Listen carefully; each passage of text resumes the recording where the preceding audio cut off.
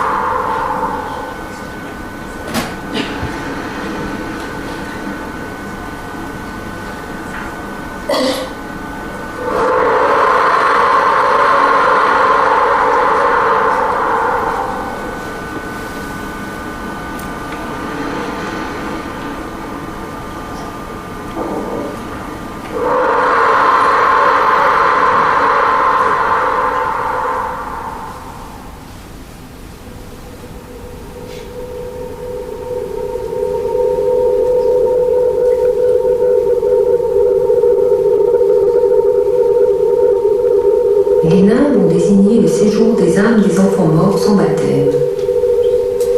Dans l'imaginaire de l'au-delà chrétien, elles devaient libérer les parents de la pensée d'un nouveau-né éternellement torturé par les peines infernales.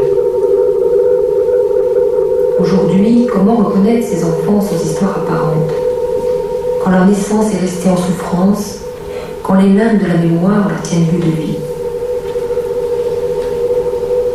Cette région où l'identité s'esquisse, où rêve et réalité se brouillent, Véronique, Laurence et Nicole ont résisté à sa disparition. Le jour où il est né, je me suis dit, oh là là, c'est pas possible, je suis mère. J'arrêtais pas de répéter ça l'après-midi dans mon lit, j'en revenais pas en fait.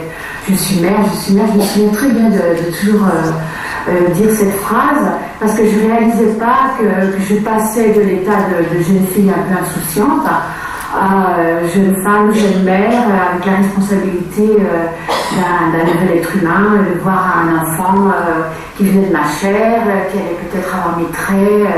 Tout ça, ça me bouleversait beaucoup. Et je suis vraiment devenue mère à ce moment-là, avec la naissance de ce petit. Quand la porte de la chambre s'est ouverte et que j'ai vu mon mari apparaître avec ses parents derrière, et que j'ai vu à sa mine bouleversée, j'ai immédiatement compris. J'ai immédiatement compris, elle n'avait pas eu besoin de me dire quoi que ce soit.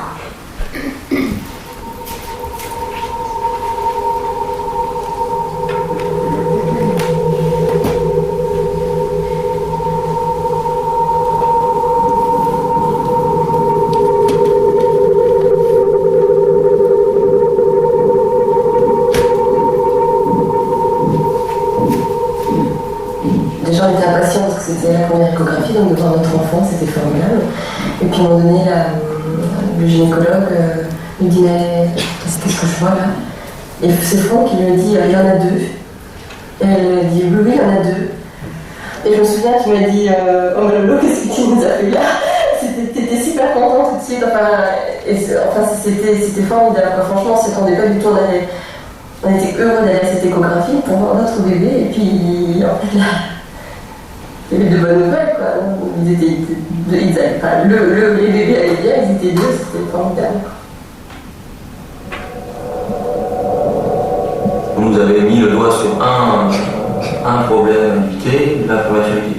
Tous les autres, on a fait des examens, on a fait un certain nombre de contrôles, c'était une grossesse qui était plus contrôlée qu'une autre, mais on n'a pas évoqué on nous a pas évoqué d'autres problèmes que le problème majeur que la prématurité.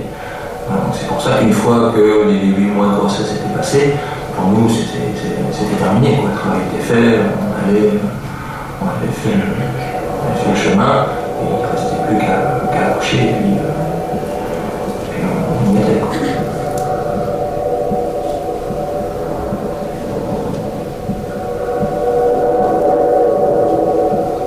On s'est rendu compte de rien nous pendant l'accouchement, on s'est rendu compte de rien que les enfants étaient décédés, ça ne nous a même pas effleuré. Ils sont nés assez rapidement, en quelques minutes ils étaient là. Et puis il y a eu quelques secondes d'attente, on les a emmenés dans la petite salle à côté de la salle d'accouchement, et en quelques secondes, 20 secondes, 30 secondes peut-être, le gynéco est revenu pour dire qu'il était décédé. Donc on est passé en 30 secondes du bonheur total à l'enfer.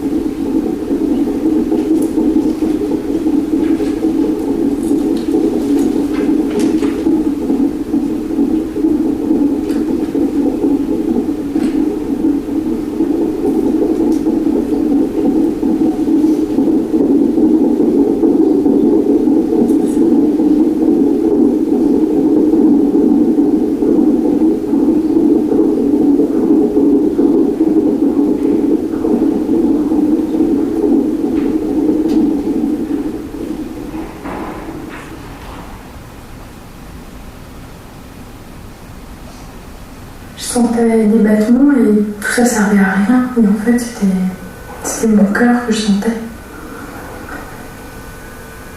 C'est l'impression de servir à rien. D'avoir fait tout ce chemin pour rien et c'est horrible. Même si c'est vrai que dans la nuit, j'avais eu quelques angoisses. Et ces mêmes battements m'avaient rassurée. Je me disais non, tout va bien. Et en fin de compte, c'était mon cœur et pas celui de mon enfant. Et c'est vrai que c'est horrible parce que on peut rien faire. À la maternité, c'était très dur parce qu'on m'a laissé toute la nuit dans ma chambre. Et j'entendais les mères qui venaient pour accoucher, j'entendais les cris des nouveau-nés. Je n'arrivais pas à les croire, en fait. Je me dis, c'était un mauvais cauchemar, c'est pas possible. Je crois que je ne réalisais pas vraiment bien. Parce que sans ça, comment j'aurais pu supporter sans appeler la sage-femme, hurlant. Elle est venue vers 3h du matin, m'a mis un somnifère que je n'ai pas pris. Tout le temps, je me disais... je vais me réveiller, on va m'amener mon enfant. Il y avait un mélange des deux en fait. J'avais plus mon petit, mais je me disais que c'était pas possible, c'était impossible. J'avais les signes cliniques de l'accouchement et donc toute cette vie encore qui était présente à cause de mon bébé et puis j'avais pas d'enfant, donc ça je pouvais pas l'admettre. Je ne pouvais pas l'admettre, c'était impossible. C'est vraiment au petit matin. Et quand là, on m'a sorti de la chambre et on m'a descendu en gynécologie, que j'ai réalisé que J'avais plus rien du tout, quoi. J'étais orpheline, quoi.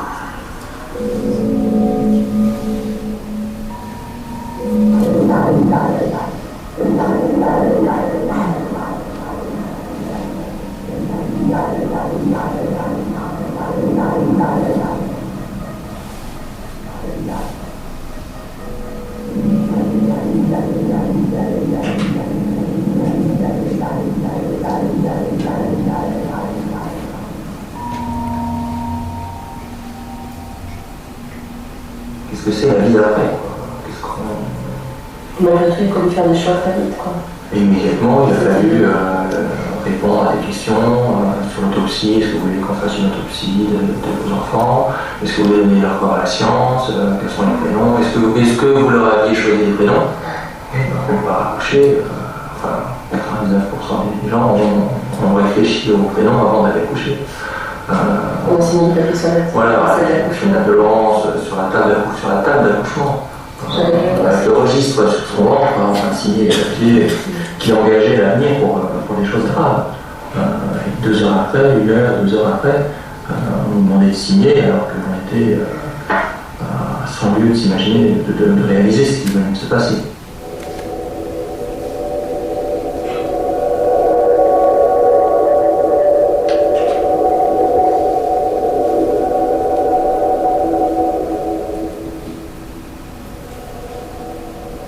Je ne comprenais même pas s'ils étaient morts. Je me demandé si c'était vrai, quoi. Franchement, ça n'avait pas de résonance, quoi. Je ne comprenais pas la relation dont je venais d'accoucher. On attendait, vous allez bien. Ce que vous dites, c'était franchement irréel, quoi.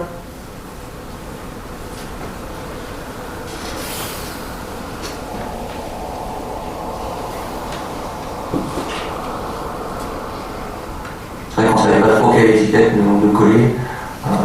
Quand on a perdu ses parents, on est orphelin. Quand on a perdu ses enfants, qui est-on? Papa et maman, c'est pas sûr. C'est vrai que aux yeux de la société, on n'est pas reconnu forcément comme étant un papa et une maman sans enfant. Qu'est-ce qu'un papa et une maman sans enfant? C'est encore une grande question à laquelle on n'a pas de réponse.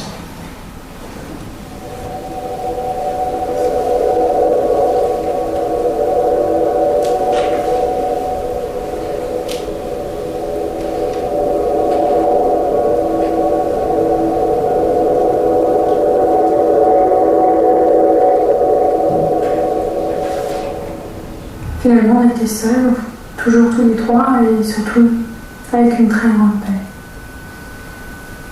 Vraiment un vide énorme. Parce que cet enfant, la tombait, c'était un tel bonheur, une telle joie, et on n'avait droit à rien. Il ne nous restait plus que des larmes, et en fin de compte, notre solitude et notre peine.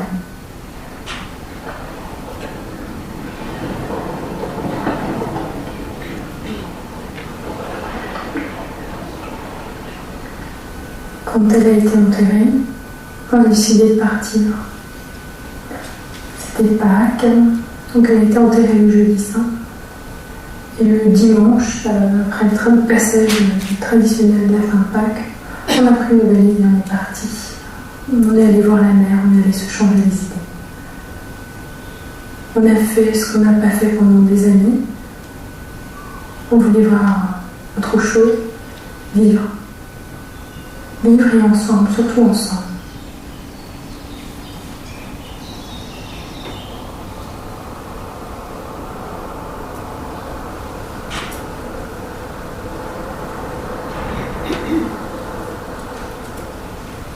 On m'a jamais dit vraiment c'est pas grave. Mais le fait de penser que j'allais être capable de me projeter tout de suite dans une autre histoire et de continuer, je crois que là, il y a eu, je sais pas si on peut dire fausse route, mais il n'y a peut-être pas eu les mots adéquats de la part des personnes qui m'ont entourée tout de suite, parce que me replonger dans une autre histoire, c'était pas possible, quoi. C'est vrai que c'était un peu, ça arrive. En plus peut-être cette idée-là, vous n'avez pas vos enfants, ça arrive. Enfin, c'est pas grave, même si des fois moi j'ai un peu interprété comme ça aussi, on a voulu peut-être minimiser, mais là vous aurez d'autres enfants, la vie va continuer. Donc pour moi la vie, ça y est, c'était fini quoi. Leur vie était finie. Et un peu par assimilation, la mienne aussi quoi. Enfin, j'avais vraiment plus rien. Ce sentiment de vide, c'était un vide physique, mais c'était un vide dans l'intellectuel, un vide dans tous les projets que je pouvais avoir, un vide aussi par rapport à ce que je croyais être. C'est vrai que j'avais pensé être capable de mener au bout cette grossesse, j'avais pensé aussi faire ce qu'il fallait en cours de grossesse pour me ménager, pour la mener à bien, pour leur donner la vie. Et en fait, ça a été un vide dans tout. Enfin, j'ai vraiment eu une destruction complète.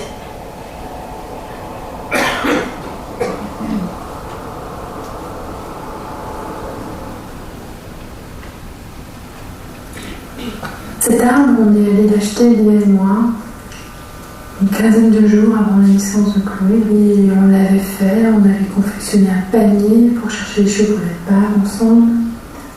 Léa l'avait préparé pour sa petite sœur. Et on le ressort chaque année. C'est pas un objet de culte.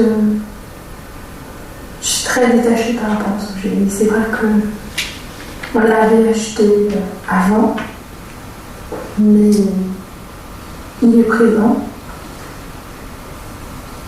Et c'est pas un sanctuaire. La maison chez nous, c'est pas un sanctuaire. Pour voir, c'est faire un outil.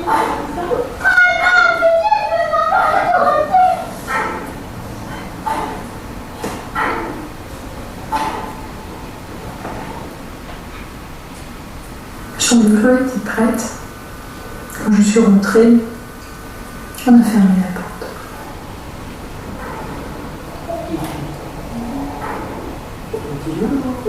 Au bout d'une quinzaine de jours, j'ai rouvert la porte.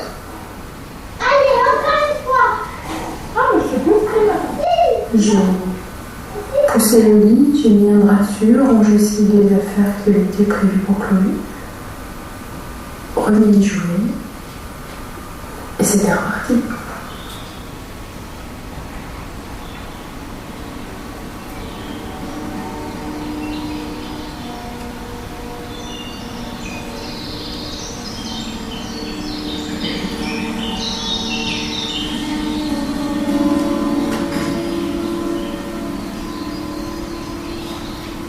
Ça, c'est un souvenir vraiment très poignant.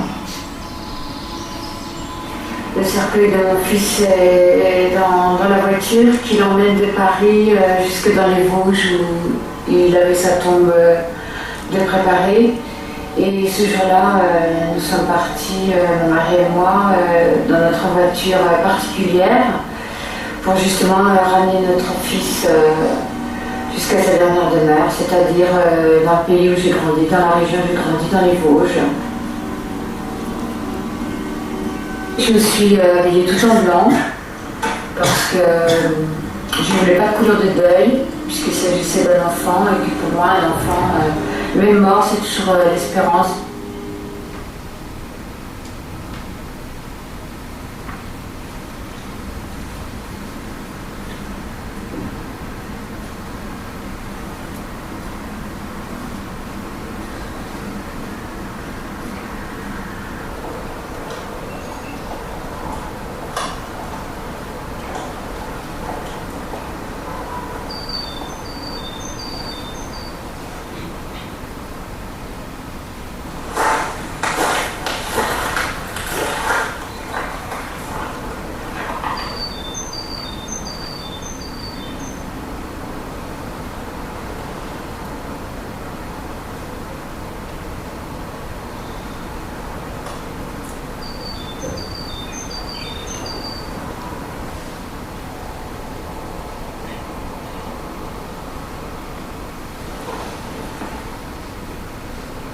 Un agenda de future maman, c'était mon livre de grossesse.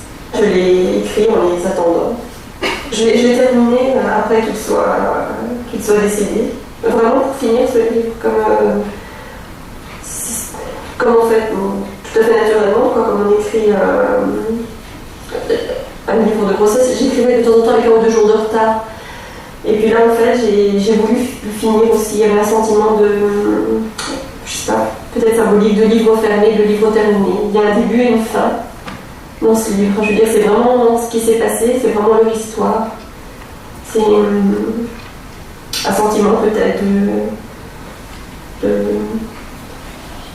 d'acte terminé. Je sais pas trop comment expliquer ça.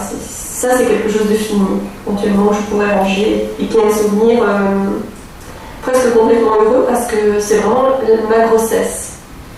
Et les préparations à l'accouchement, ce que j'ai ressenti.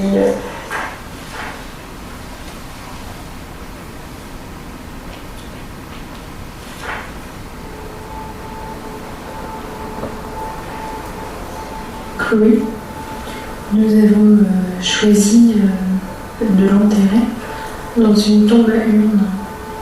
Je ne voulais pas qu'elle soit mise en terre et je ne voulais pas qu'on la mette dans un cimetière pour enfants. Chloé est présente au quotidien. Elle est avec nous, elle fait partie de notre famille.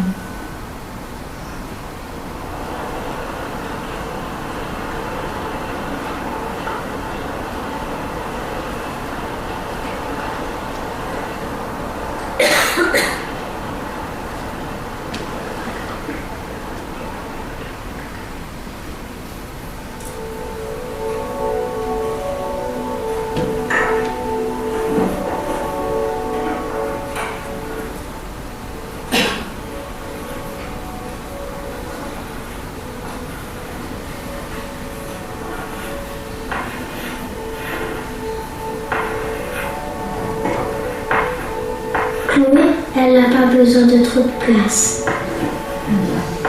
Parce que là, elle n'est pas encore née.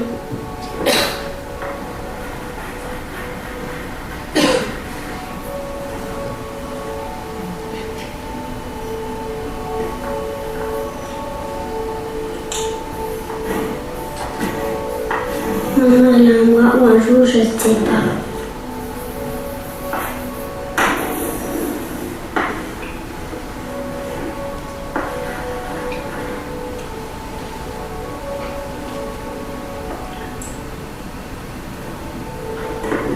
Elle change pas, elle grandit pas.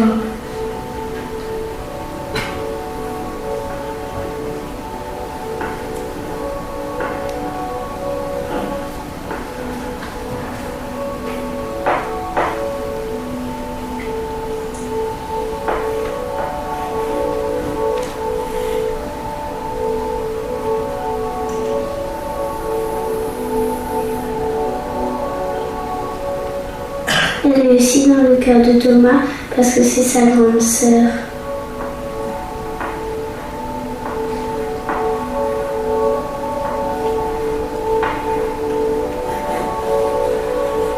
On a tous les cheveux bleus. Sauf Chloé, elle est encore toute nue. L'important, c'est de pouvoir mettre des mots quand on est dans le coin. Et je l'ai toujours invité à s'exprimer, à parler. Il fallait que Léa voie la réalité, qu'elle ait bien conscience qu'il n'y aurait pas de petite sœur, que son imaginaire n'essaie pas de la remplacer. C'est pour elle.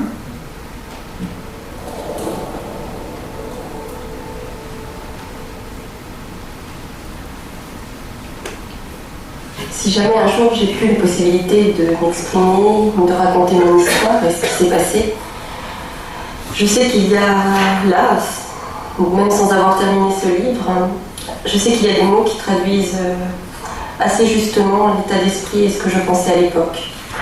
Dans ce livre, c'est vraiment une retranscription de ma douleur et de mon ressenti physique à ce moment-là.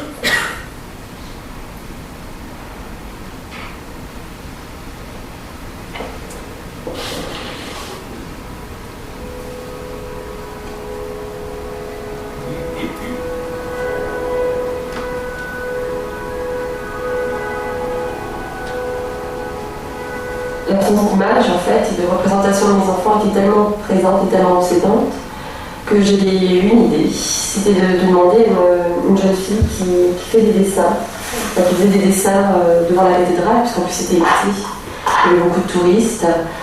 Et je lui ai demandé s'il était possible qu'elle me fasse un dessin de mes enfants, donc sans photo, puisque d'habitude elle travaille sur photo. Mais au vu des différents détails que j'avais notés, la forme de leur nez, qui ressemble un peu au mien, la forme du visage aussi, je lui ai demandé si c'était possible qu'elle essaye de retranscrire tous ces détails sur papier, qu'elle fasse un portrait à mes enfants. Enfin, elle s'était donné rendez-vous le lendemain, tôt le matin, et elle a réalisé deux dessins donc, de Nicolas et Benjamin. Et ce dessin, j'ai jamais regardé et j'ai pas spécialement envie de le regarder. Parce que je sais que, même une fois qu'elle a fini le dessin, j'ai retrouvé des caractéristiques physiques et précises de leur aspect. Mais c'est pas eux, quoi. C'est pas l'image que j'avais gardée d'eux. C'est pas la bouille, l'influence de mes enfants, non.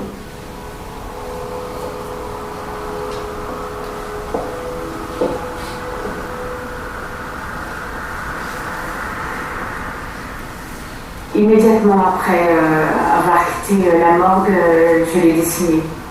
Ce dessin me suit depuis bientôt 23 ans.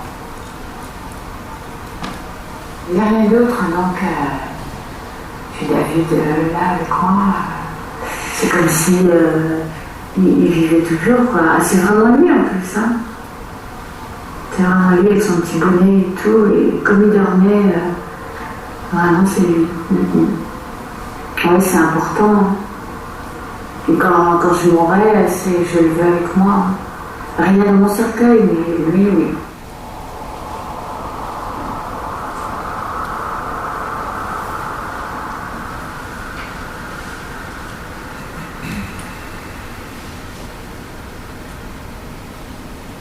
Il n'y a pas de photo et pourtant maman, une quinzaine de jours avant que ça n'arrive, avant qu'on la perde, avait ressorti pour montrer à Léa une vieille photo de moi quand j'avais 4 ans.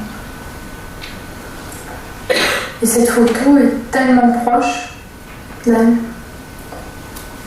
Elle semble être... on dirait que c'est elle, tellement elle me ressemblait, tellement...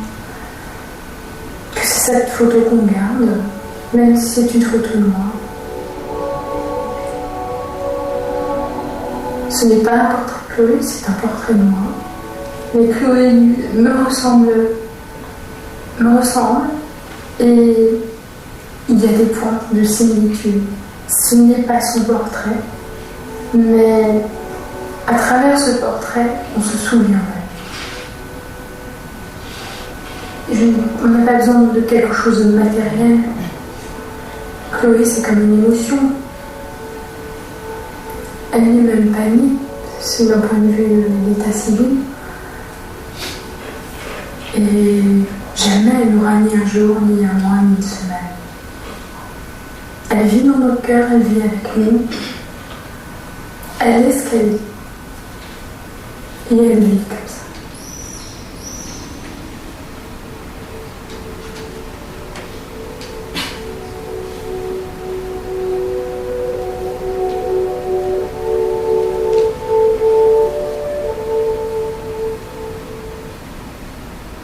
Qu'est-ce qu'on aurait fait de cette photo?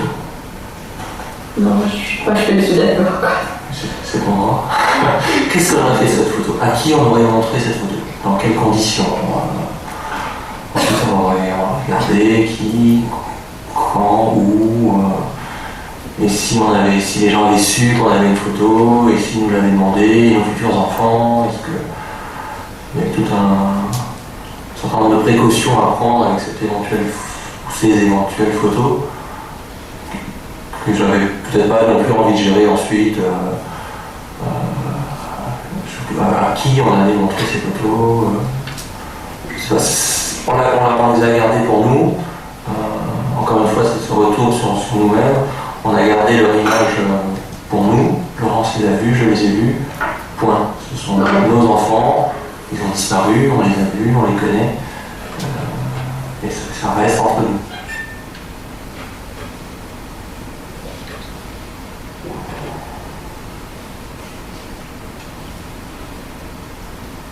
on oublie à un moment donné. Alors, comment ils étaient à 8 mois, 9 mois, 15 jours, à 10 jours. Et Nicolas et Benjamin, on les a juste vus à leur naissance. Je veux dire, c'était la seule occasion qu'on avait d'avoir une phrase d'eux, une image d'eux.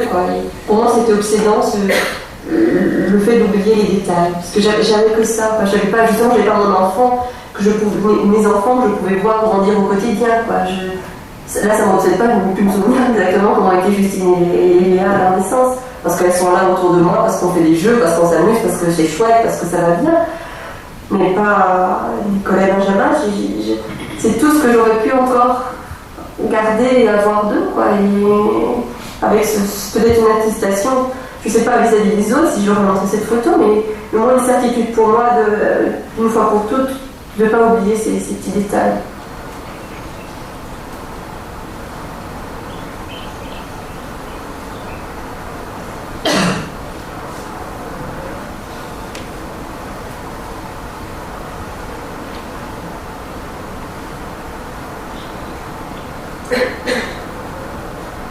Je sais que jusqu'à présent, j'étais vraiment très attachée à cette idée de leur offrir à eux aussi un cadeau comme je pouvais le faire à mes filles. Là maintenant, je veux que la tombe soit belle, à des moments privilégiés importants comme Noël, comme la Toussaint, comme leur anniversaire. Mais pour moi, ces objets et ces décorations que je pose sur la tombe sont moins ressentis comme des cadeaux que je ferai à mes fils. Il y a une distance par rapport à cette symbolique de l'objet déposé qui n'a plus besoin d'être une peluche que j'aurais voulu qu'un enfant vivant prenne dans ses bras ou une petite voiture avec laquelle il aurait pu réellement jouer. Je pense que le fait d'avoir accumulé et d'avoir entretenu ce besoin de leur offrir des choses et d'avoir toujours le bon objet au bon moment, enfin, quand on va fouiner pour trouver un cadeau bien précis pour quelqu'un, je pense que ça entretenait ce sentiment de non-oubli de mes enfants. Et maintenant, je pense sincèrement prendre de la distance et me détacher de cette réalité matérielle qui n'est plus aussi importante parce que je suis complètement rassurée sur le fait qu'ils sont toujours assez importants, ils le seront toujours autant, mais que ma relation avec eux se place au-delà de ces symboles matériels.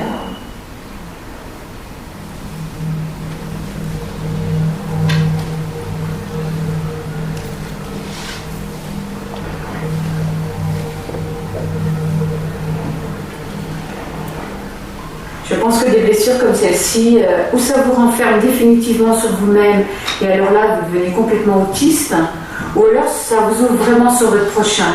Moi, je pense que ça a fait beaucoup ça. Parce qu'à l'époque, cette bougie, j'ai acheté à Druisson, il y a un cimetière marin, où il y a des tombes avec personne dedans, parce que ce sont des gens qui ont disparu en mer, et dont on n'a jamais retrouvé les corps. Et c'est très impressionnant de rester au cimetière marin, parce qu'il y a des stèles, on sait qu'il n'y a personne dedans, il y a toujours des petits... des épitaphes très émouvantes, et ça me rattache aussi à mon fils. C'est des choses, j'y pense soudainement, et le phare pour moi c'est vraiment quelque chose qui me ressemble, tout du moins au niveau de mon enfant perdu. Dans cette histoire-là, je suis toute seule au milieu de la mer dans ce phare, et le phare qui tourne dans la nuit, c'est comme s'il cherchait mon enfant, parce qu'en fait je le cherche, je l'ai toujours cherché, je le chercherai toujours. Et c'est comme une lumière au milieu de la nuit.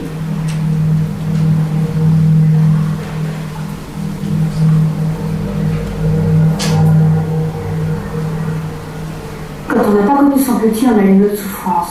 On a tous regretté lancinant de ne pas avoir vécu une vie, de ne pas avoir vécu des bonheurs, des joies.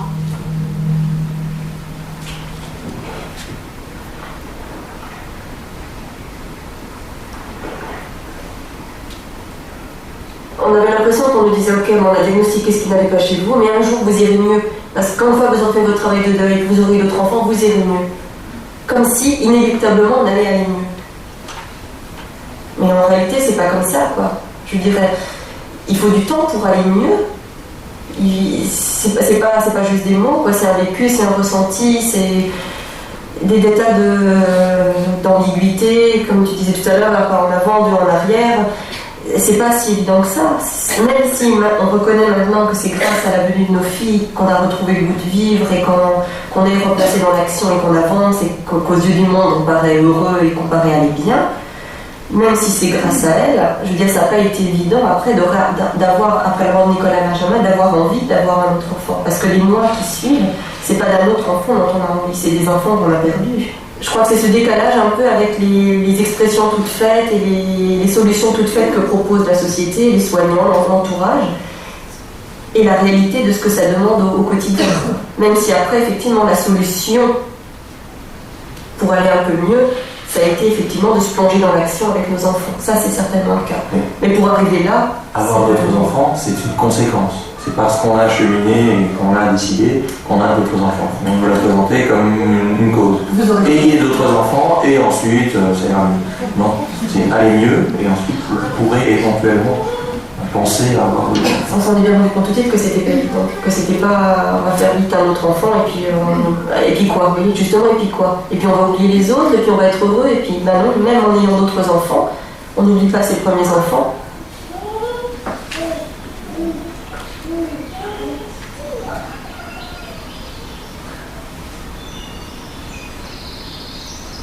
Elle est venue un dimanche matin. Et donc, quand mon mari est allé le déclarer à la mairie le lundi matin, on lui a dit que non, on ne pouvait pas déclarer la naissance d'un enfant mort. Et donc, ils ont refusé d'inscrire l'acte de naissance.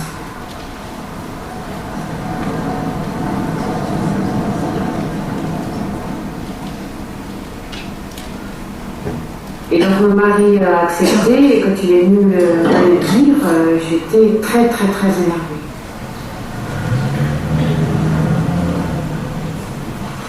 Voilà, c'est le livret de famille que j'avais au départ, avec donc mon premier enfant. Voilà. Et quand il est revenu à la maternité pour me montrer cela, c'est-à-dire le 7 octobre 1979, enfant sans vie, prénommé David, j'ai attrapé le livret et j'ai écrit ça, qui n'a aucune valeur légale. Ben, j'ai écrit l'acte comme il y avait le 2201 de l'acte de décès, moi j'ai marqué 2200. J'ai marqué sa date de naissance, l'heure de sa naissance, son prénom, où il est né. Et j'ai délivré conforme au registre par mois, le 8 octobre 1979. Mais c'est mon mari qui a demandé à refaire un livret de famille. Et je lui avais dit, si tu fais refaire un livret de famille et qu'il n'y a pas l'acte de naissance de notre fils aîné, je ferai exactement la même chose, je le raturerai. Alors, c'est là où je lui dis, je vais faire en sorte qu'il y ait un extrait d'acte de naissance.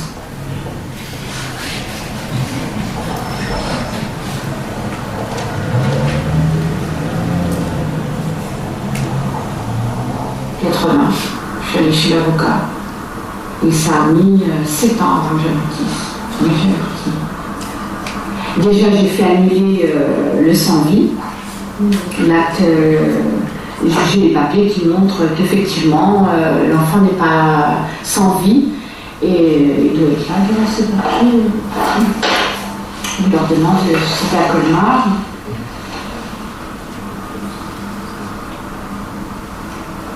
Voilà, il apparaît que cet enfant a été mentionné sur le registre de l'état civil de la mairie de Créteil comme étant sans vie.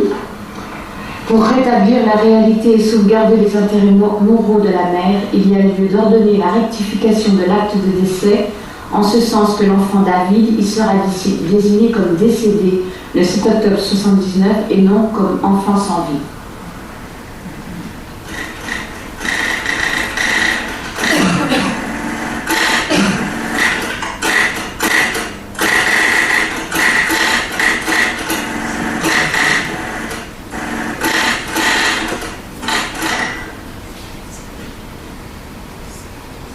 Vous est arrivé est un accident, mais à chaque grossesse, c'est un risque.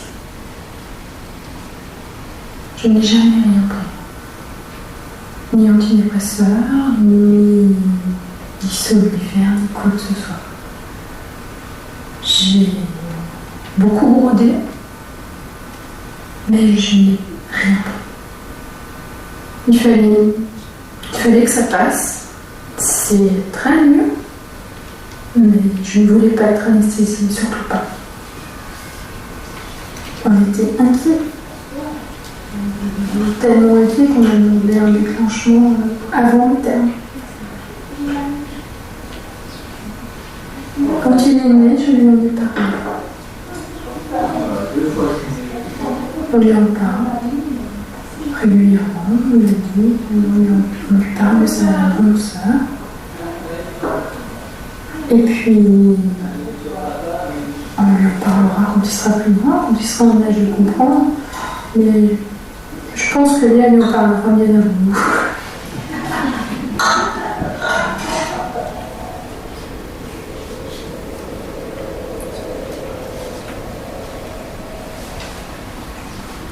Voilà, c'est le dernier de mes fils. Celui qui me permet de dire mes fils au lieu de mon fils. Jamais j'ai eu l'impression de remplacer David. Par contre, j'ai couru après lui tout le temps. Mes autres enfants, je courais après lui. C'est toujours pour combler ce vide. C'était pas pour le remplacer, c'était pour combler ce vide. J'avais eu un enfant, j'avais rien. Donc il me fallait un autre enfant pour dire j'ai un enfant. Donc j'ai eu Jonathan. J'aurais dû être contente. Mais en fait, quand j'ai eu Jonathan, j'avais un enfant. Alors qu'en fait, j'en avais deux. Donc j'ai couru après mes enfants comme ça pour toujours rétablir un petit peu. Je suis jamais arrivée en fait, puisqu'il m'en manquait toujours un. Jusqu'au jour où je me dis allez, arrête parce que tu vas bientôt en faire une dizaine. Mais en fait, c'est vrai qu'aucun de mes enfants, j'ai voulu ne m'a servi pour remplacer David.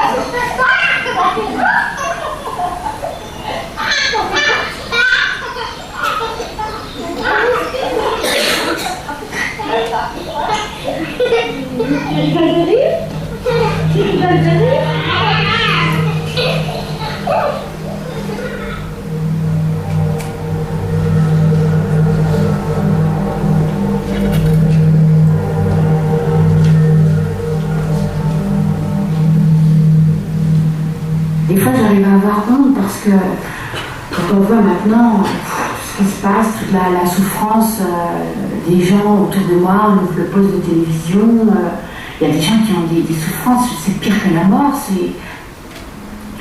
Et moi, je me dis à mon petit niveau, arrête, ne te plains pas. C'est vrai que c'est pour ça aussi que j'en ai jamais beaucoup parlé pendant ces 22 ans et que le groupe de parole vers lequel je suis allée, ça m'a aidé vraiment à complètement m'extérioriser parce que ces femmes avaient le même problème que moi. Alors je ne peux pas les dire, je ne peux pas me confier à quelqu'un qui a eu d'autres souffrances. Dans un premier temps, c'est vraiment, il y a vraiment ce travail de ressasser en fait l'événement, le souvenir de mes enfants. Et ensuite, avec les jours qui suivent, c'est une intégration de plus de mon histoire, quoi. Une façon peut-être de l'avoir racontée différemment, d'avoir aussi capté l'un ou l'autre témoignage qui a une résonance particulière en moi, d'avoir aussi le témoignage de la suite de la vie de ses parents endeuillés. Il y a effectivement un partage qui aide à grandir aussi, à évoluer dans le deuil. J'avais une impatience pour y aller parce que j'avais besoin de me décharger de tout ce que j'avais accumulé pendant 23 ans et le fait que je n'avais pas du tout évacué ma peine, ma souffrance et qu'elle était toujours très très vive et donc ça faisait comme un volcan en éruption dont la lave s'échappe du cratère. Pour moi c'était la même chose. Le moment fort c'était quand je suis rentrée là Et quand j'ai commencé à parler, même l'histoire des autres femmes ne m'intéressait absolument pas, sur le moment du moins, je pensais qu'à moi, à m'exprimer, comment pourrais-je m'exprimer violemment, même vomir David. Il y a une invitation à une construction individuelle de chacun, quoi, et différente de chaque personne, dans une relation différente que l'on commence à nouer avec son bébé, une relation différente aussi que l'on a avec son bébé disparu quand il s'agissait des couples de parole, et puis une prise en compte de l'individualité de chacun. Peut-être que pour Chloé, je ne vois pas toujours les bénéfices de façon très catégorique ou très nette, mais c'est vrai que dans l'histoire de Thomas, elles m'ont été d'un grand secours. Elles m'ont rassurée, elles m'ont permis d'avoir confiance et finalement d'arriver au bout de façon assez détendue, non, mais la plus agréable possible. Et ça, c'est important. Qu'elles étaient là au moment où nous, on commençait à avoir des doutes et à avoir le plus peur.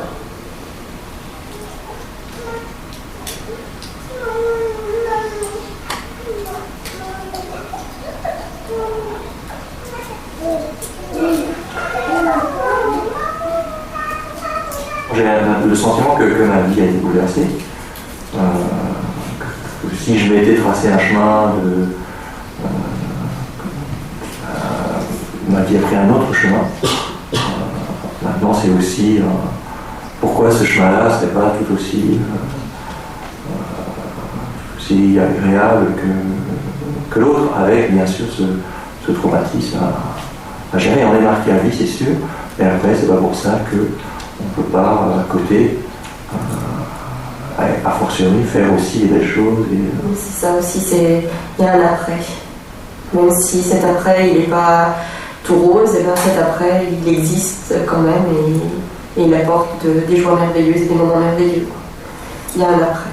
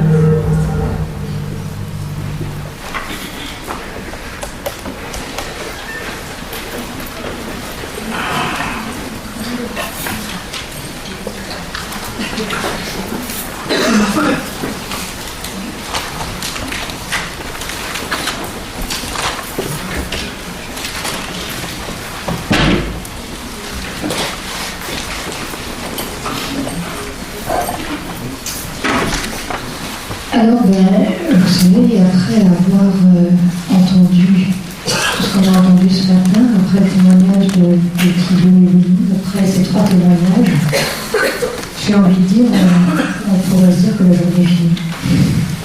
Parce que tout a été dit, absolument tout. Alors, puisque tout a été dit, pourquoi continuer? Bien parce que, justement, puisque tout a été dit, il y a aussi tout à inventer maintenant. Tout a été dit dans cette écho-résonance de la souffrance, de la reconnaissance, de l'existence, de la légitimité, de la mort, du deuil, dans l'exercice de certaines pratiques. Tout a été dit, mais tout reste à faire. L'après, et par l'avance. Alors, on va oser. On va oser maintenant aller dans quelque chose qui est sans doute plus difficile que ce que vous avez entendu ce matin, même à travers ce film. On va oser aller dans le mot sens. Mais avant de commencer, je vais essayer une petite musique. Et puis, on commencera après.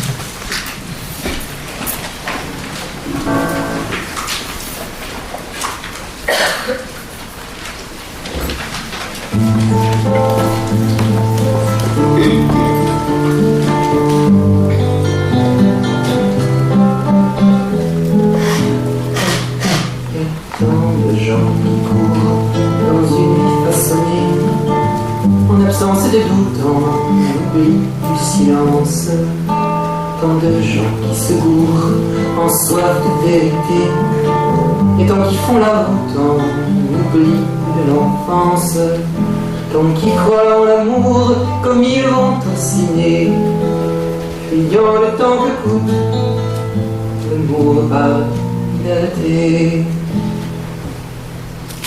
Fallait-il vraiment toute cette souffrance pour accepter le doute, habiter le silence, renoncer à comprendre, pas à se révolter, retrouver la justesse, réapprendre à aimer? Mais fallait-il vraiment toute cette souffrance pour renaître à l'amour, pour notre délivrance? Il y a tant de gens qui vivent en ignorant la main tendue sur le chemin par du pauvre que pauvre. Tant de gens qui s'enivrent rien qu'avec le dollar, se construit-on l'espoir qu'on mérite ou qu'on trouve. Tant qui jouent à la bourse, tant qui jouent au loto, qui achètent la grande bourse pour rêve à leur gros lot. Mais fallait-il vraiment toute cette souffrance pour oublier l'argent, le pouvoir et l'immense fascination du luxe, qu'on le vive ou l'envie? Fallait-il vraiment toute cette souffrance pour découvrir en face, à 2 pas de sa vie, que les enfants se meurent quand d'autres meurent d'ennui? Tant de gens qui vivent en se fuyant eux-mêmes, oubliant leur souffrance ou bien s'y vautrant. Tant de gens qui se disent que ça ne vaut pas la peine, qui enterrent leur enfance pour danser dans la ronde. Tant de gens qui ne savent même plus s'aimer eux-mêmes, mais s'étonnent de l'indifférence du monde. Fallait-il vraiment toute cette souffrance pour retrouver la voie qui conduit en soi-même, se réapprivoiser, pouvoir dire je m'aime? Fallait-il vraiment toute cette souffrance pour renaître à soi-même et donner à son frère un peu de son présent, pour passer sans se perdre?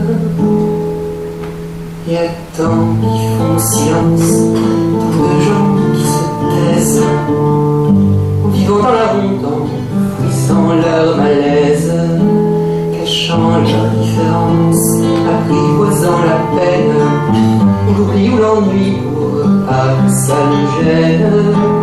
Et on attend qui oublie que nos indifférences sont le reflet curieux de notre différence. Je ne crois pas que la souffrance se justifie. Il n'y a rien à peser lorsque la vie s'enfuit. Mais j'ai choisi l'espoir sans jamais oublier que jamais ne s'en va la souffrance partagée. Et que la souffrance seule isole et fait crever. Nos solitudes ensemble font notre humanité. Nos solitudes ensemble font notre humanité.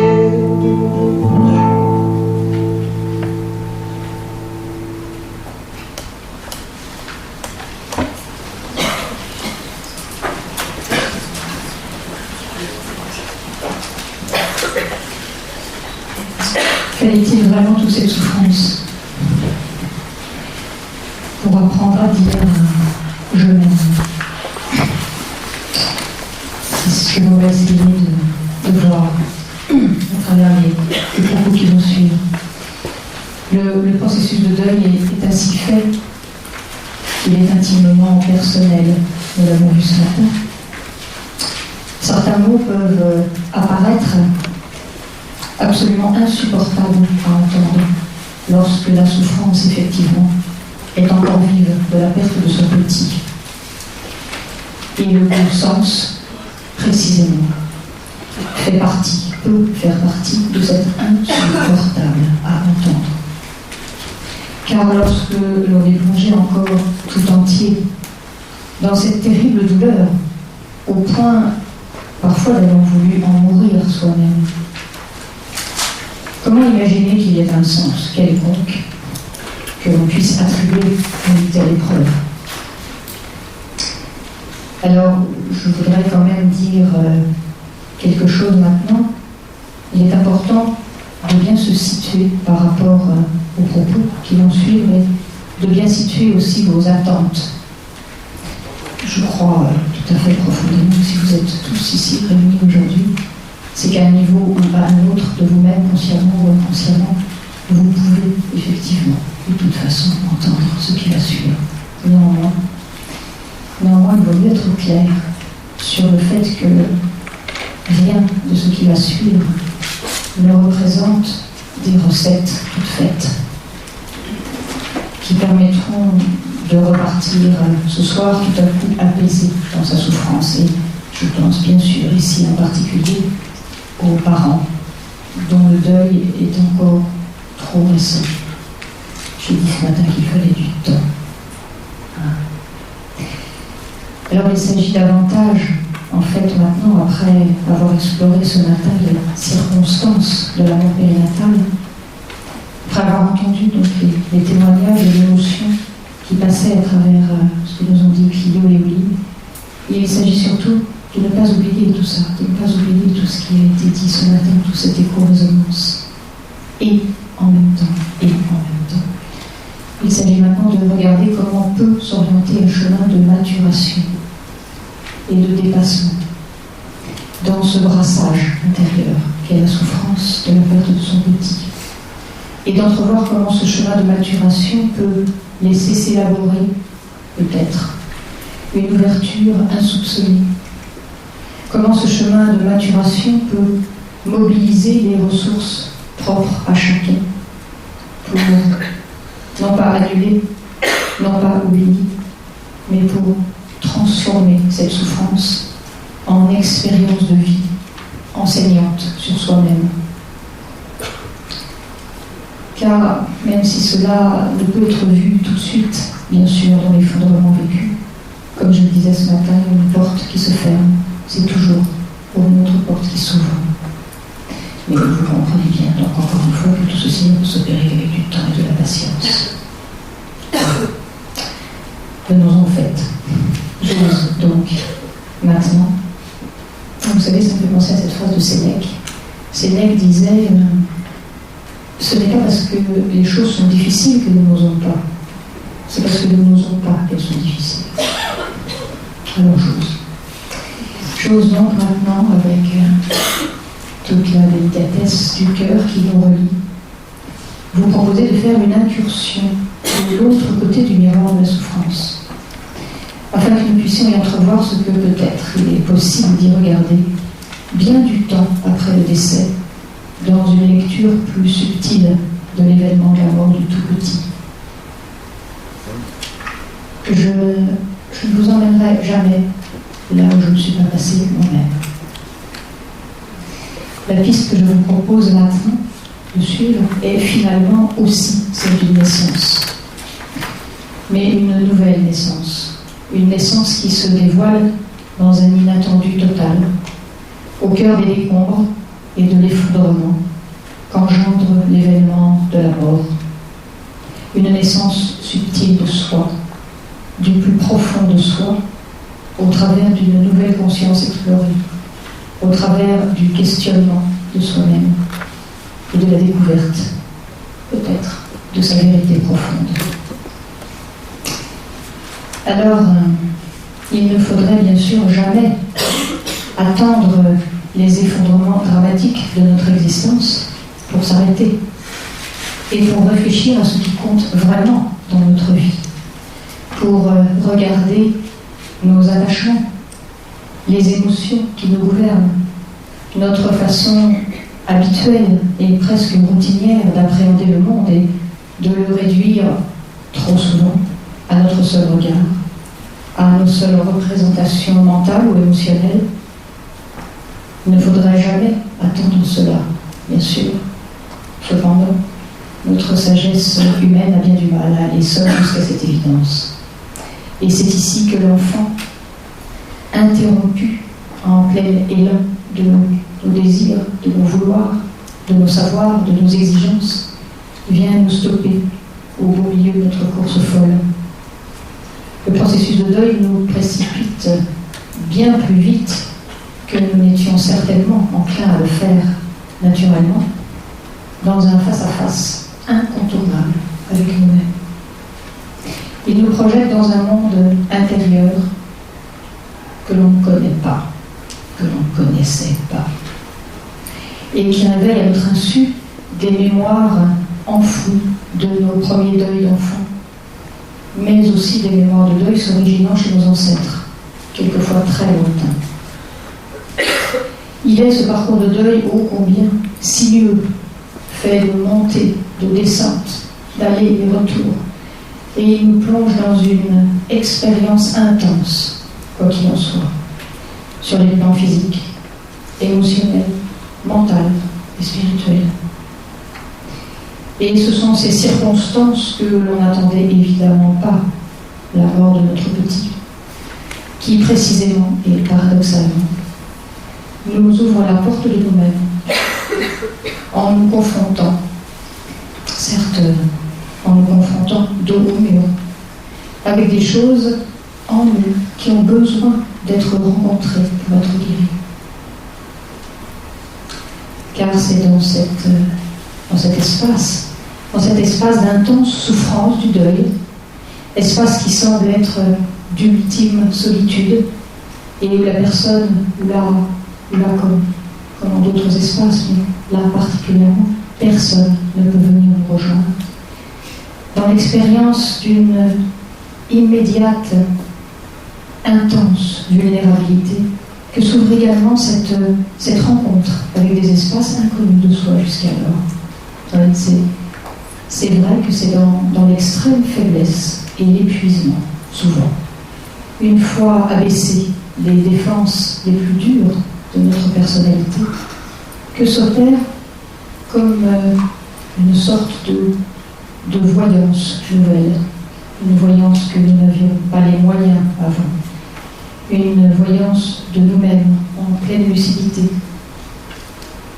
comme un jaillissement inattendu qui va proposer finalement à notre conscience un élargissement de la perception de l'événement et qui va apporter la guérison à une dimension d'ouverture, de croissance et de maturation de l'être tout entier. Ce qui ne sera pas bien sûr sans poser des problèmes d'ajustement à mener avec soi et à mener avec les autres. Mais c'est la fonction des lieux de parole dont nous avons parlé, que d'entendre alors l'appel à l'aide comme un appel à l'amour qui jaillit de la blessure à vif. Vous savez, c'est la connaissance qui libère, mais c'est l'amour qui guérit.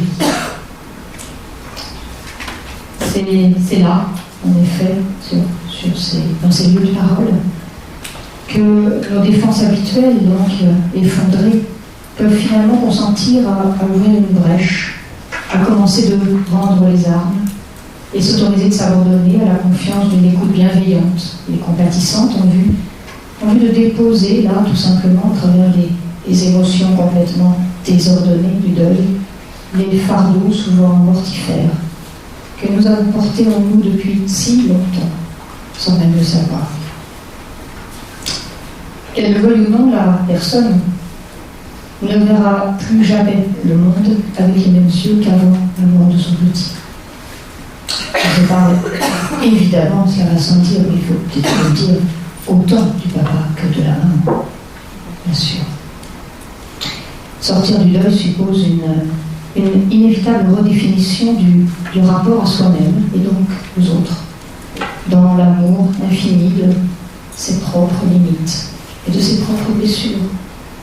Voilà pourquoi la terminaison du deuil n'est en fait que le tout début d'une nouvelle et subtile perception de la vie, qui continuera de s'affiner au fil du temps et qui va assurément conduire les parents, chacun pour eux-mêmes, sur des chemins où ils n'auraient jamais imaginé aller avant la mort de leur petit. Jamais. Cet événement du décès périnatal, vous le voyez bien, loin de s'inscrire dans la seule histoire extérieure de la personne, va venir ici lui parler de son intériorité et de sa responsabilité à ouvrir les voies, les portes de son propre accomplissement. C'est parce que ce deuil dans lequel les parents sont projetés avec une grande violence est totalement déstructurant.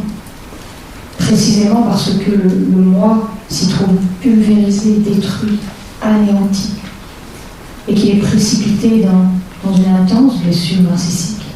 C'est parce qu'il réduit à néant, ou presque, toutes les constructions et les défenses acquises jusque-là, et qu'il fait s'effondrer tous les systèmes connus. C'est pour toutes ces raisons qu'il ouvre précisément sur cet espace d'ultime solitude où le face-à-face avec soi-même, en vérité, devient absolument incontournable.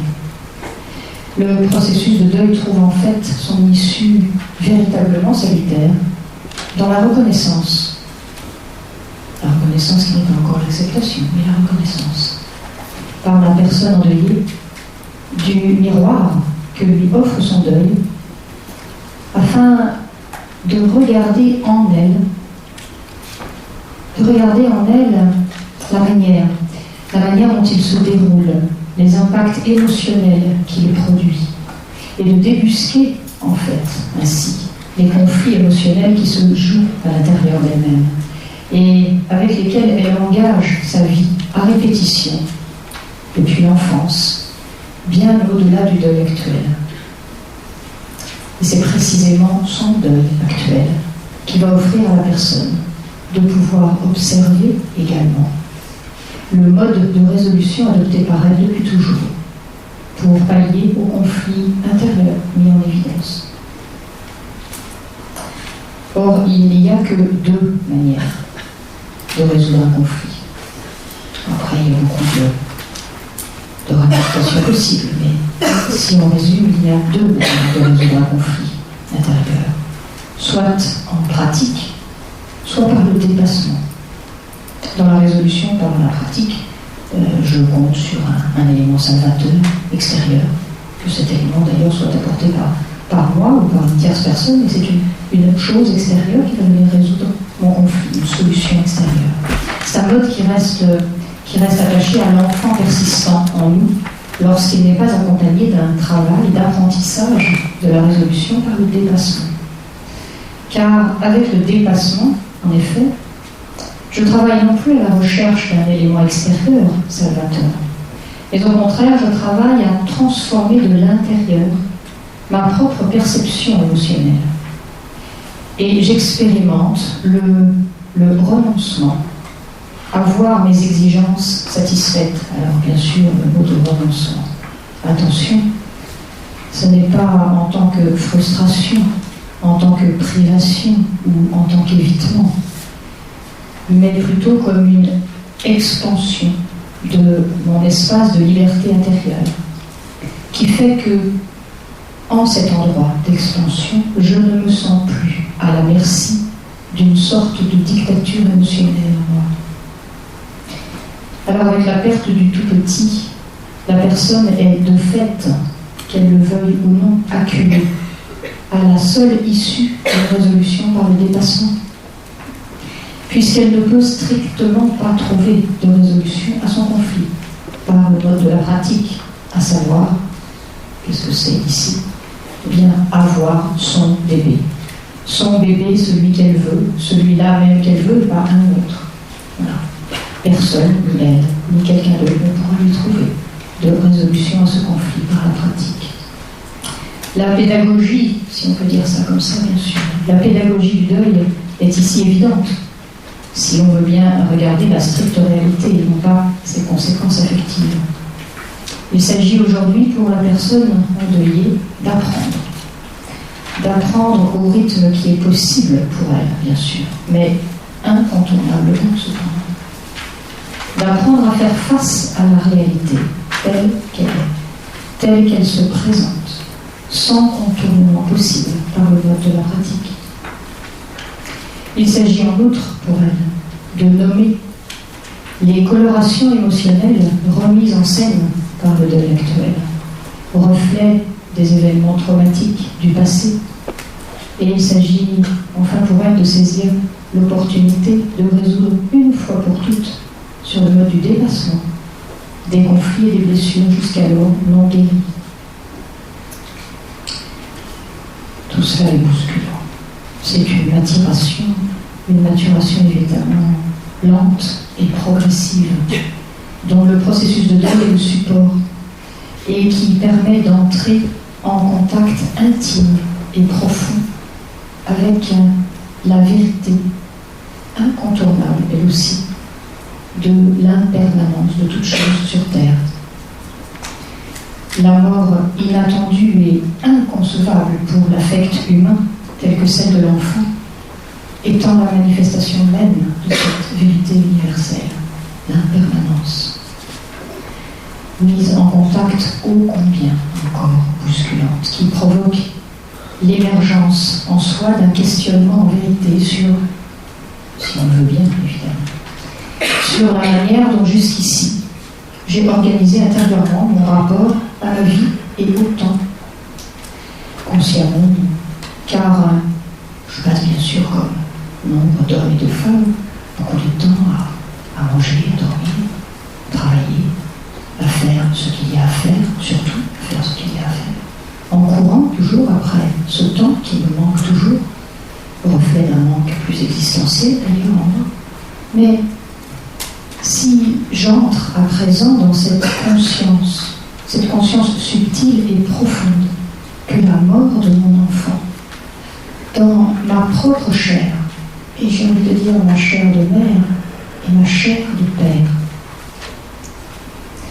que cette mort de mon enfant est venue interrompre cette course folle. Comment ne pas me questionner dans cette nouvelle densification du présent sur le sens que je souhaite donner maintenant, d'instant en instant, aux actes que je pose, aux décisions que je prends, aux paroles que je prononce et même aux pensées que je laisse germer en moi. Avec ces questionnements, quoi qu'il en soit, commence mon apprentissage à être en lien véritable avec l'instant présent. Celui-là, seul capable de me relier à la vérité profonde qui sommeille en moi.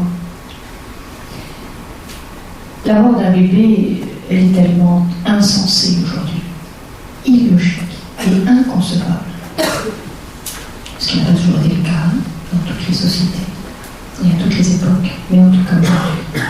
Elle est tellement illogique et inconcevable dans une société qui est fondée sur la rationalisation brutale, qui cherche la résolution des conflits par le mode de la pratique exclusivement, et qui refuse cette évidence que la mort fait partie de la vie.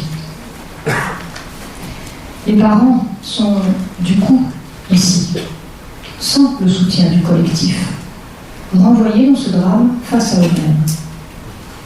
Ils sont alors totalement dépourvus de repères et précipités dans ce qui ne devient pour eux qu'une pure absurdité.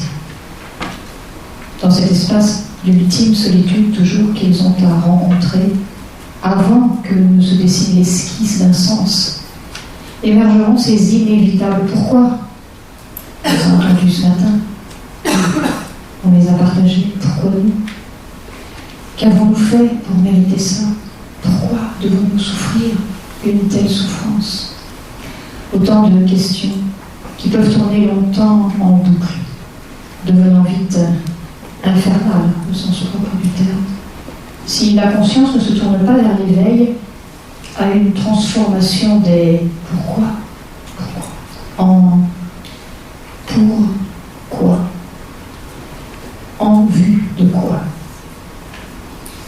pour quel but. Voilà la mutation fondamentale qu'offre de faire le deuil tout petit, la charnière à partir de laquelle le processus psychologique du deuil vient s'adosser au processus de croissance spirituelle de la personne. N'entendons pas, bien sûr, spirituel au sens réducteur du religieux, mais aussi, bien sûr, mais au sens de cet espace de profonde liberté totale de l'être, dépourvu de ses aliénations émotionnelles. C'est une brèche tout autre alors que la seule répétition des conflits du passé qui s'ouvre, cette fois, au plus profond de soi.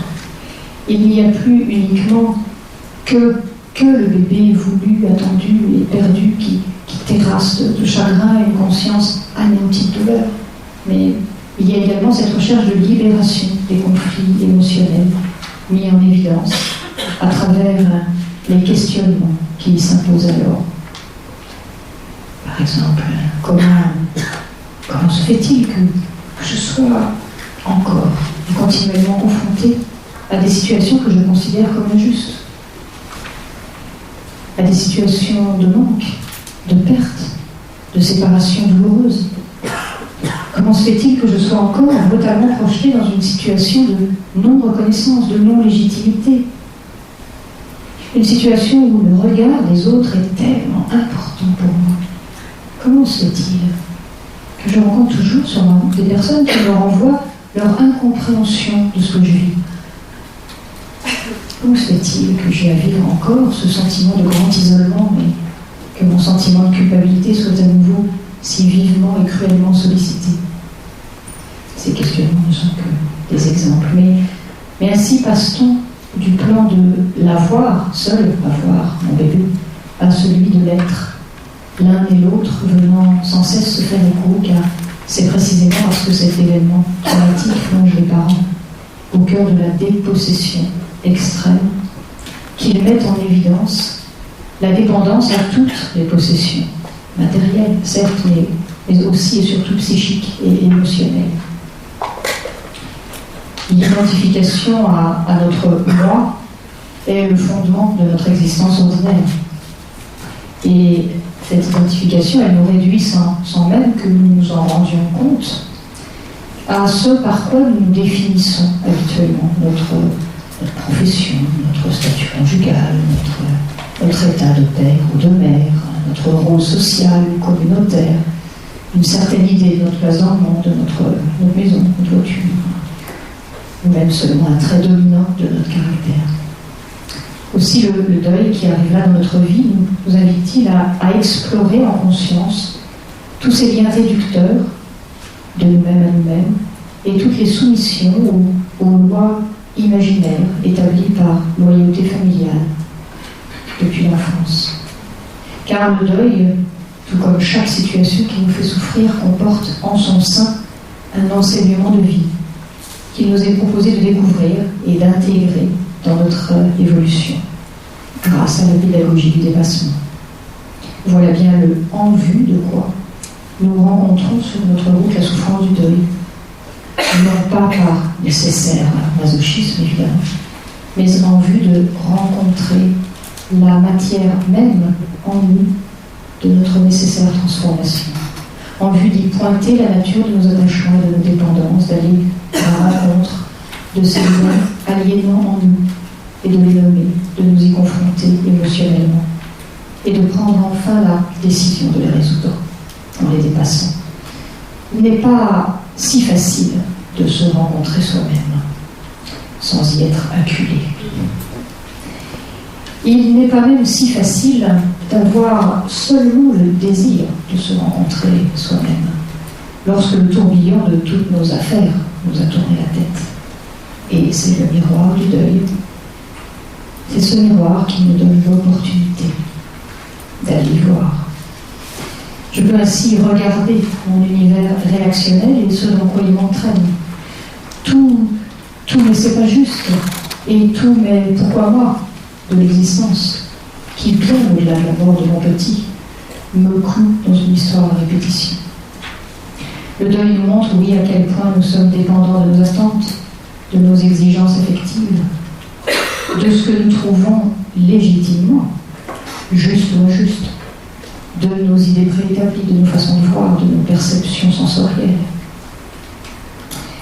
Il nous offre la place de rencontrer ce vide en nous, ce vide qui n'est pas le mien, même si nous le croyons tout d'abord, mais qui est ce vide où tout semble finalement beaucoup plus grand, plus vaste que cet univers réactionnel, et que ces définitions réductrices dans lesquelles nous nous sommes faits prisonniers de nous-mêmes. Un vide qui nous ouvre un regard dans notre vérité, dans notre essentiel, notre essence, notre cœur profond. Et cet espace-là nous invite à une observation aimante, avec beaucoup d'amour, de tous ces aspects de nous qui vivent en nous et qui se trouvent brutalement attisés par le deuil actuel.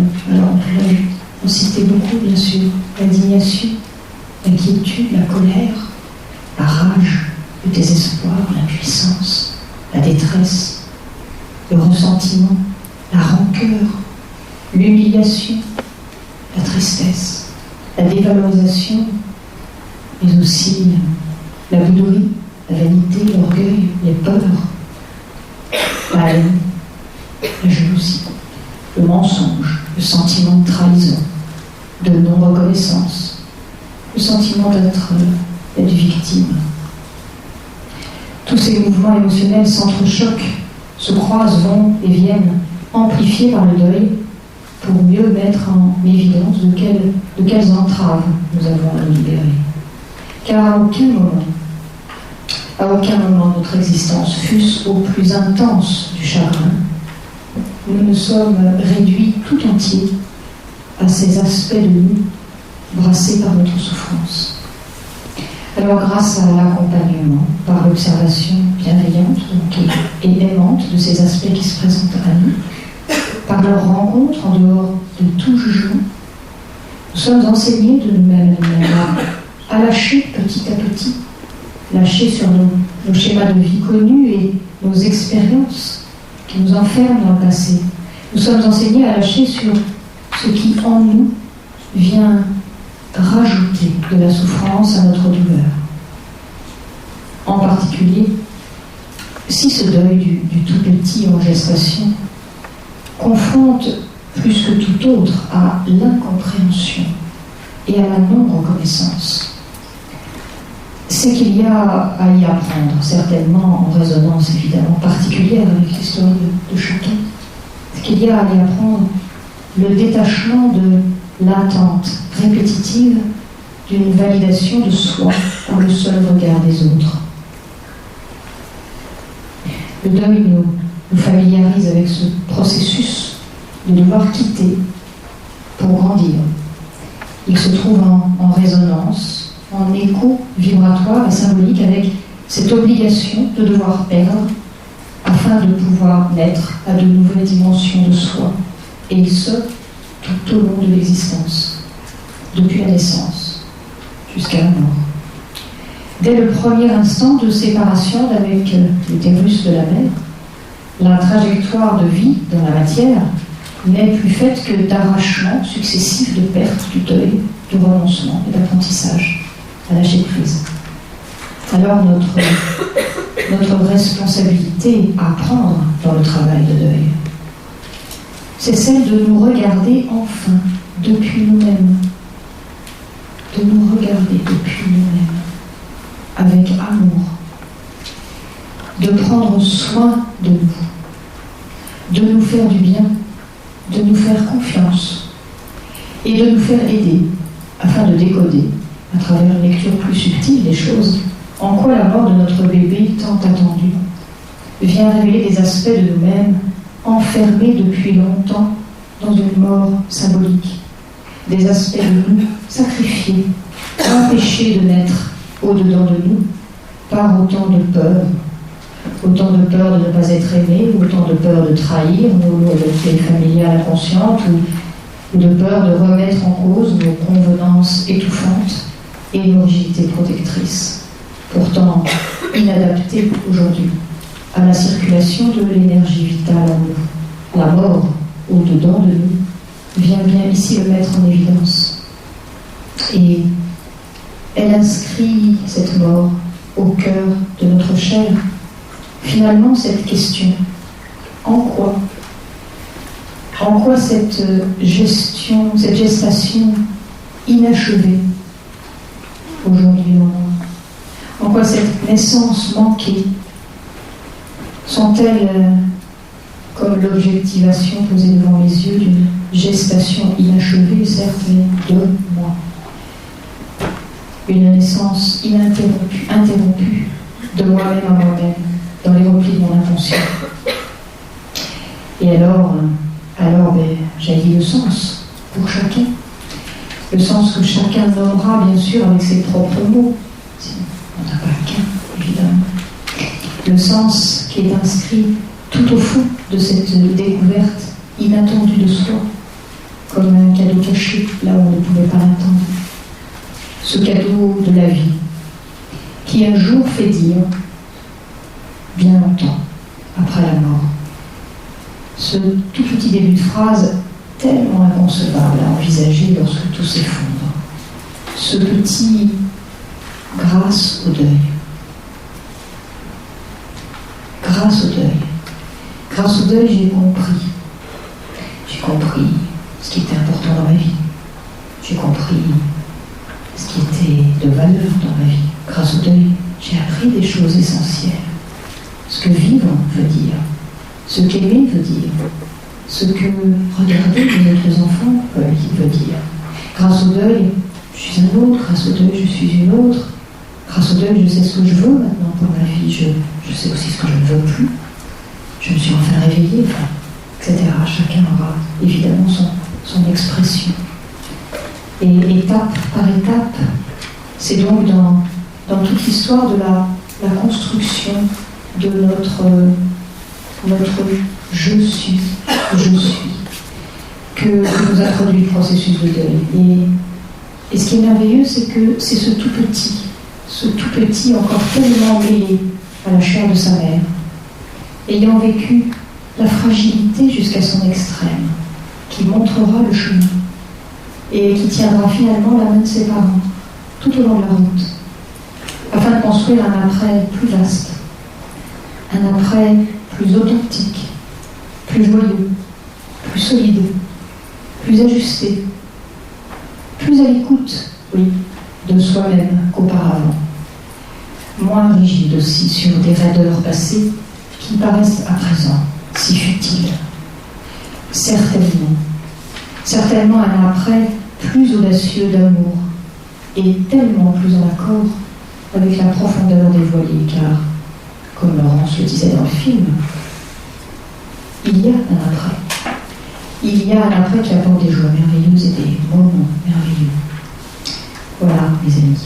Donc c'est l'expérience vécue, soyez-en sûrs, qui me fait parler. Et près de vous aujourd'hui comme ça. Et vous m'avez vraiment fait ce merveilleux cadeau de pouvoir vous livrer une expérience de vie qui amène à une renaissance de soi, une véritable naissance de soi. Alors c'est à moi de vous dire merci. Et puis de vous remercier aussi pour cet anniversaire que vous offrez, parce que aujourd'hui ce sont les 10 ans, ce sont les 10 ans d'Agapa, ce sont aussi les 10 ans de la naissance de mon petit Jacques, puisqu'il est né le 20 novembre. Donc, voilà. Merci.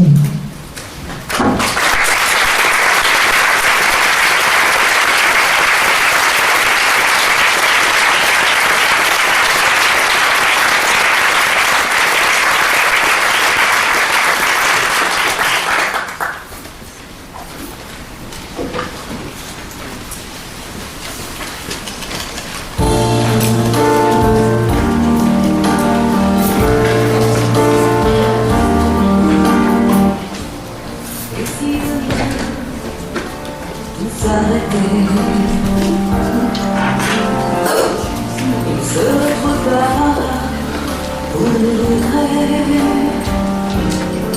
Nos rêves et nos désirs sont forts, mais sont laissés réaliser. Sans perdre un seul instant, il nous suffit de protéger. Ce petit rien, ces petits tours qui font de nous des gens de bon, cherchant un idéal. On rêve contre tout. Ce petit rien, ces petits tours, ce qu'on attend qui rend le fou. Au rythme du destin, si l'on veut, on obtient presque tout.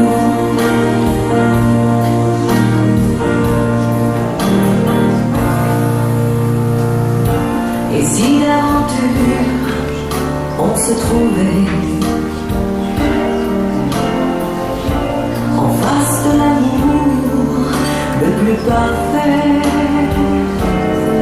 un geste, un sourire, un endroit, quelque chose qui n'existait pas, et vivre intensément, ici et maintenant. Ce petit rien, ces petits tours qui font de nous des gens de bon, cherchant un idéal. Envers et contre tout. Ce petit rien, ces petits tours, ce qu'on attend qui rend le fou. Au rythme du destin, si l'on veut, on obtient. Ce petit rien, ces petits tours qui font de nous des gens de bon, cherchant un idéal. Envers et contre tout. Ce petit rien, ces petits tours, ce qu'on attend qui rend le fou. Au rythme du destin, si l'on veut, on obtient presque tout.